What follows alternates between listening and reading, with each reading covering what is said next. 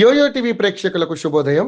ఈ రోజు bullion market లో బంగారం వెండి ధరలు ఏ విధంగా ఉన్నాయో ఒకసారి మనం చూద్దాం. పసిడి ప్రియులకు ఇదే మంచి ఛాన్స్. దేశీయ మార్కెట్ లో బంగారం ధరలు మళ్లీ తగ్గాయి. వరుసగా 4వ సెషన్ లో బంగారం ధరలు దిగి రావడం గమనార్హం. పశ్చిమ ఆసియాలో ఉద్రిక్తతల కారణంగా పసిడి రేట్లు భారీగా పడిపోతున్నాయి. వెండి రేటు సైతం మరో 5,000 మేర పడిపోయింది. అయితే గ్లోబల్ మార్కెట్ లో ఈ రోజు ధరలు పెరిగాయి. ఈ క్రమంలో జూలై 15వ తేదీన హైదరాబాద్ మార్కెట్ లో గోల్డ్ రేట్లు ఎలా ఉన్నాయో తెలుసుకుందాం. పశ్చిమ ఆసియాలో మళ్లీ ఉద్రిక్తతలు పెరిగాయి. హర్ముజ్ జలసంధిని ఇరాన్ మళ్లీ మూసివేసింది. దీంతో చమురు ధరలు బగ్గుమంటున్నాయి. మళ్లీ రికార్డు గరిష్టాల వైపు దూసుకెళ్తున్నాయి. దీంతో బంగారం ధరలు భారీగా పడిపోతున్నాయి. గత 4 ట్రేడింగ్ సెషన్లలో పసిడి రేట్లు భారీగా దిగొచ్చాయి.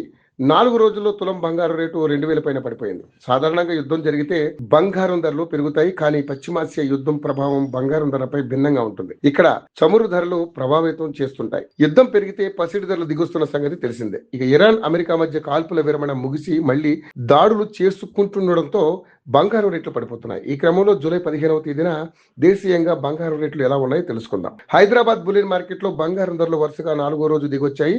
ఈ రోజు 24 క్యారెట్ల బంగారం ధర తులంపై 110 మేర తగ్గింది. దీంతో 10 గ్రాముల పసిడి ధర 1,42,800 వద్దకు దిగొచ్చింది. ఇక 22 క్యారెట్ల 10 గ్రాముల బంగారం ధరపై 100 రూపాయలు తగ్గింది. దీంతో 10 గ్రాముల బంగారం ధర 1,30,900 వద్దకు దిగొచ్చింది. ఇక బంగారంతో పాటు వెండి రేటు సైతం దిగొచ్చింది. ఈ రోజు హైదరాబాద్ బులియన్ మార్కెట్ లో కిలో వెండి రేటు 5,000 మేర తగ్గింది. దీంతో ప్రస్తుతం కిలో వెండి ధర 2,35,000 మార్కు వద్ద అమ్ముడవుతుంది.